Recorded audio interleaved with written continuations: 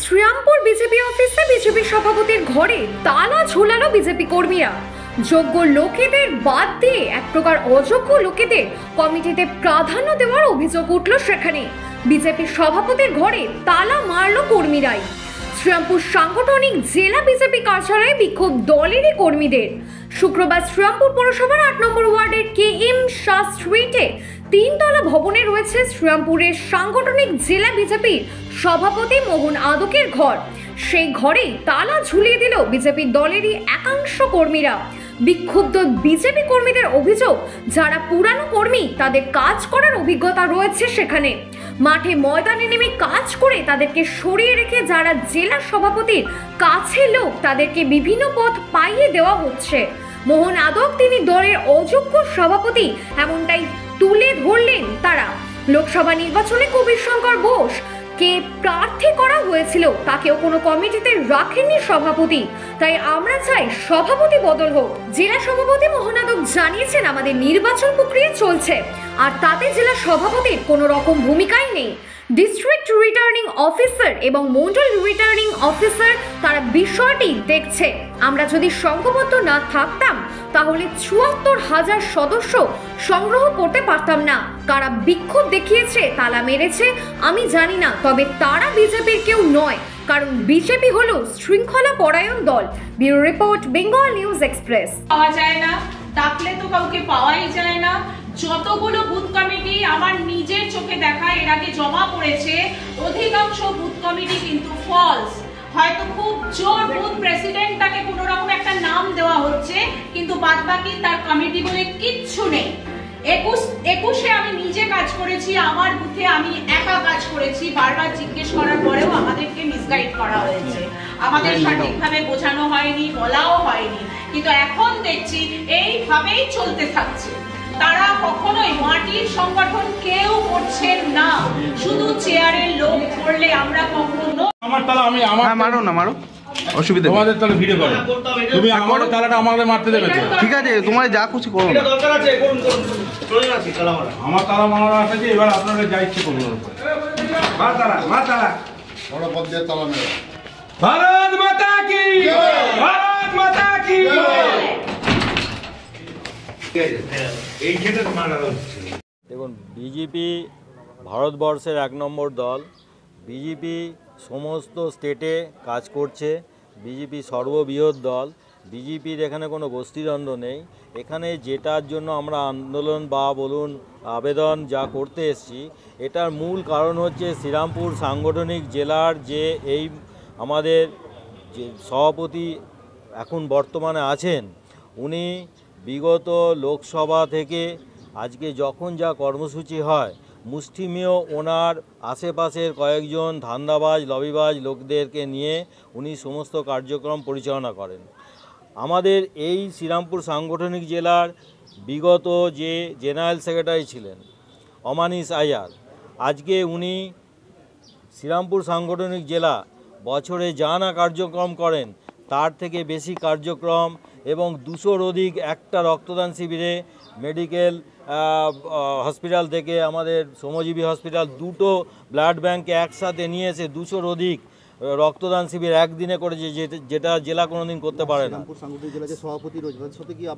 আমাদের কোনো মনোমালিন্য কিছু নেই, কিন্তু আজকে দেখুন যে বিষয়টা, আগামী যে মণ্ডল প্রেসিডেন্ট নির্বাচন হবে, সেই মণ্ডল প্রেসিডেন্ট বিগত দিনে আমি শ্রীরামপুর মণ্ডল 3 প্রেসিডেন্ট ছিলাম, তারপরে আমি জেলা কমিটির সদস্য আছি।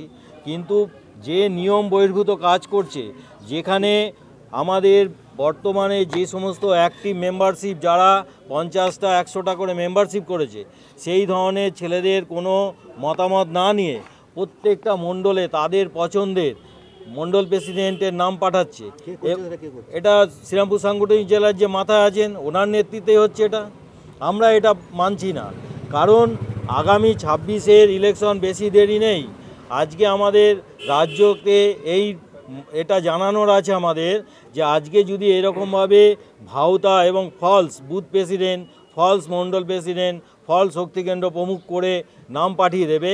আগামী দিনে বিজেপির যে উন্নয়নের জন্য এবং মণ্ডল পরিচালনা করার জন্য ভোটের সময় বুথে বুথে পোস্টার ব্যানার মারার জন্য যে সহযোগিতাটা আসে, তারা সেটাকে সারা বছরের বাজার খরচ সংসার খরচ হিসেবে পাওয়ার জন্য আজকে এই ধরনের ভুল নাম দিয়ে অর্ধেক বুথও কমপ্লিট করতে পারে না। আপনাদের দাবি কি?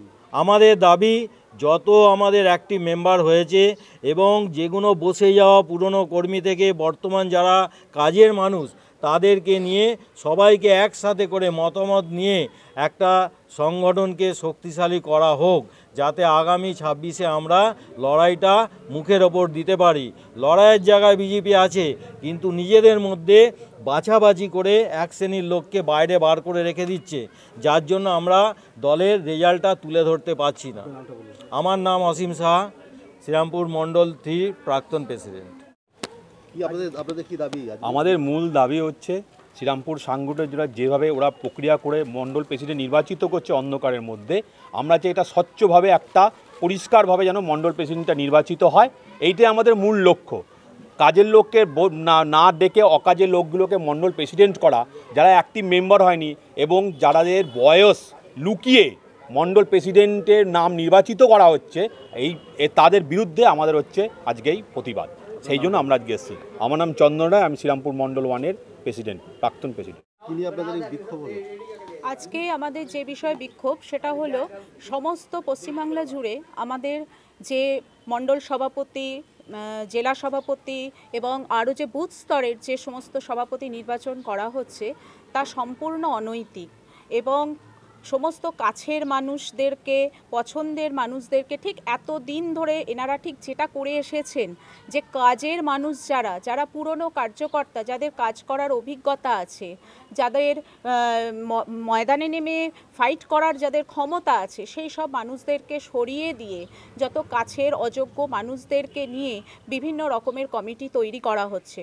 শুধু তাই নয়, এই যে আমরা লোকসভা নির্বাচনে যিনি আমাদের প্রার্থী ছিলেন মাননীয় কবির শঙ্কর বোস মহাশয়, এখন আমরা জানতে পারছি যে তাকেও কোনো রকম কমিটিতে রাখা হয়নি বা কোনো রকম মিটিং হলেও আমরা সেটা জানতে পারছি না, বদ্ধ ঘরে সেই মিটিংগুলো হয়ে যাচ্ছে এবং পছন্দের লোকেদেরকে নিয়ে কাজ করা হচ্ছে। বহু কার্যকর্তা আছেন যারা অত্যন্ত সক্রিয়, তারা কোনো রকম সদস্যতা করতেই চাইছেন না, তাদেরকে বলা হচ্ছে সদস্য করো, কিন্তু তারা প্রত্যেকেই 8-10টা সদস্য করে বসে যাচ্ছে। তার কারণ তারা বুঝতে পারছে তাদেরকে আবার কোনো রকমভাবে ঠকানো হবে, তাদেরকে শুধু কাজের সময় ডাকা হচ্ছে, তারপর তাদেরকে দূরে ঠেলে দেওয়া হচ্ছে এবং সাংগঠনিক যে আমাদের যে সংগঠনকে মজবুত করতে পারেন যারা, সেই সমস্ত কার্যকর্তারা কিন্তু বাড়িতে বসে আছেন। আর যারা শুধুমাত্র চেয়ারের লোভে, পদের লোভে তারা আসছে, তাদেরকে পদ দিয়ে দেওয়া হচ্ছে এবং নিজেদের পছন্দের লোক নিয়ে শুধুমাত্র সাজিয়ে গুছিয়ে একটা সংগঠন চালানো হচ্ছে, কিন্তু কাজের সংগঠন হচ্ছে না। এইভাবে কতদিন চলবে? আমরা আর পারছি না। আমরা শুধুমাত্র মার খাবো, ভোটের সময় আসবো, অসহায়ভাবে আমরা ফিরে যাব, আর এইভাবে তো চলতে পারে না। কারণ আমরা জানি আমাদের সংগঠন দুর্বল, আমাদের মাঠের সংগঠন নেই, আমাদের মাঠের সংগঠন করতে দেওয়া হচ্ছে না। তো সেই প্রতিবাদেই আজকে আমরা এসেছি, যাতে সমস্ত দলাদলি লবি ভুলে গিয়ে সকলকে একসঙ্গে এক ছাদের তলায় দাঁড়িয়ে সকলকে কাজের মানুষদের নিয়ে সংগঠন গড়ে তোলা হোক। সমস্ত বুথ স্তর থেকে একদম জেলা স্তর পর্যন্ত আমাদের সভাপতি নির্বাচন করা হোক। আজকে অফিসে কেউ নেই, আমরা জেলা প্রেসিডেন্টকে থাকতে বলেছিলাম, তিনি জানতেন যে আমরা আসব, আজকে তার কাছে আমরা স্মারক একটা জমা দেব, কিন্তু তিনি সেটা জেনেই বলেছেন আজকে উনি থাকতে পারবেন না। এবং আশ্চর্যজনক ঘটনা, আমরা জেলা অফিসে যখনই আসি কাউকে না কাউকে আমরা পাই, আজকে জেলা অফিস সম্পূর্ণ ফাঁকা, একেবারে শুনশান। তারা সমস্ত কিছু জেনে তারা কিন্তু আজকে জেলা অফিসে আসেননি। আজকে এখানে যে কজন মানুষ আছেন তারা প্রত্যেকে অত্যন্ত সক্রিয়, তারা প্রত্যেকেই কাজ করেন, কিন্তু সেই সমস্ত মানুষদের এখানে এসে জানতে পাচ্ছি তারাও কিছু জানেন না, তারাও কোনো রকম খবর তারা পান না। এইভাবে কতদিন চলতে পারে? তাহলে আমাদেরকে জানিয়ে দেওয়া হোক, আমরা জেনে যাই যে আমরা অকাজের লোক, তাহলে নির্বাচনের সময়তেও আমরা দুঃখের মুখ নিয়েই আমরা ঘরে বসে থাকবো। আমরা এইটাই জানতে এসেছিলাম।